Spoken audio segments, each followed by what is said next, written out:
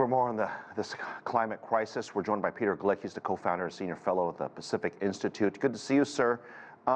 You heard in the last story there that they're apparently praying for rain, and I feel like, as you know, someone who studied the economy, that's probably not a great plan. What are countries to do, or what should they do to prepare for this?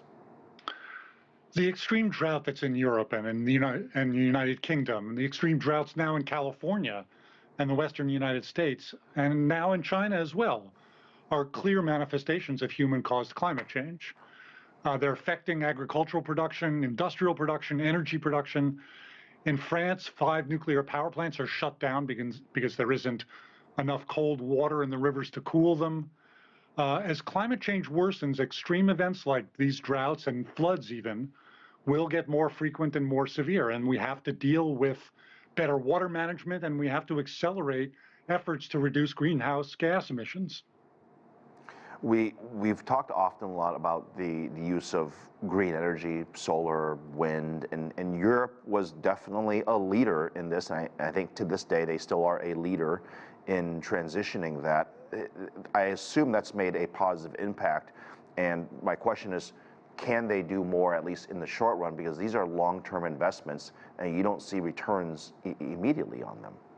Oh, absolutely. Much more needs to be done to produce energy with non-carbon energy sources. Anything we can do to reduce the greenhouse gas emissions that we see today will help slow, at least, the rate of climate change. Climate change is happening. We're seeing the effects of it now. These droughts and extreme floods are indications of climate change. Emissions of greenhouse gases from fossil fuels, from oil and coal and natural gas, contribute to and worsen that problem.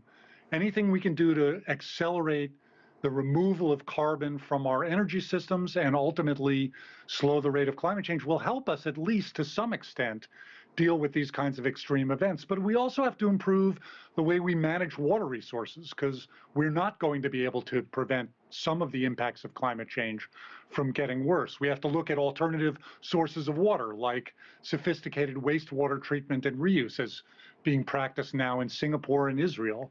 We have to improve the efficiency of water use so that we keep more water in our reservoirs and in our rivers. All of those things will help deal with at least some of the consequences of these kinds of droughts.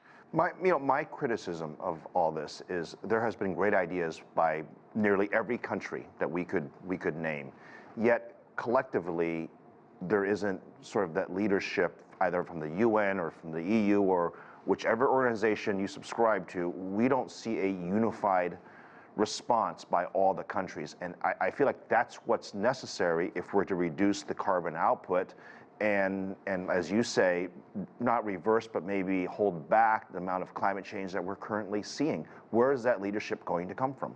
So absolutely more needs to be done by every country.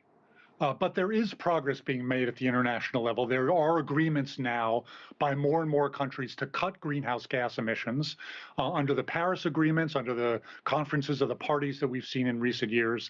The United States has just passed a remarkable $300 billion climate bill to help accelerate renewable energy development and cut carbon emissions.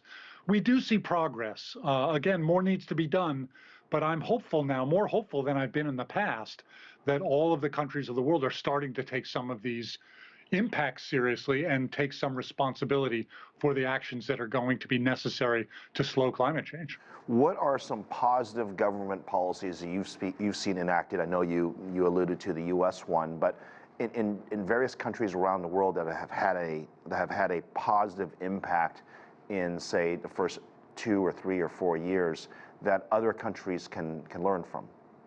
Well, really the most important thing to do is to accelerate the development and deployment of non-carbon energy sources, wind, solar, geothermal, nuclear as it's appropriate.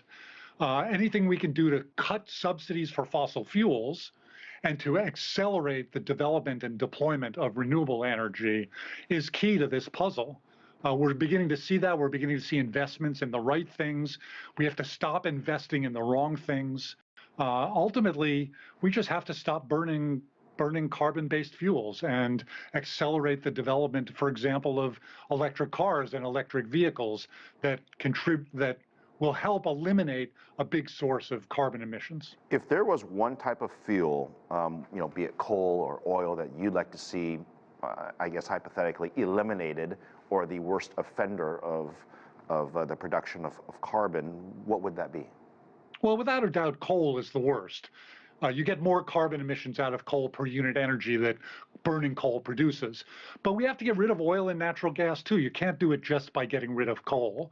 You have to get rid of oil and natural gas, and that means reforming not that just the electric production sector, but the transportation sector as well. Peter, the fact that you are hopeful and optimistic makes me more hopeful and optimistic, and I want to thank you for your time. Fantastic conversation. Thank you very much. Thank you.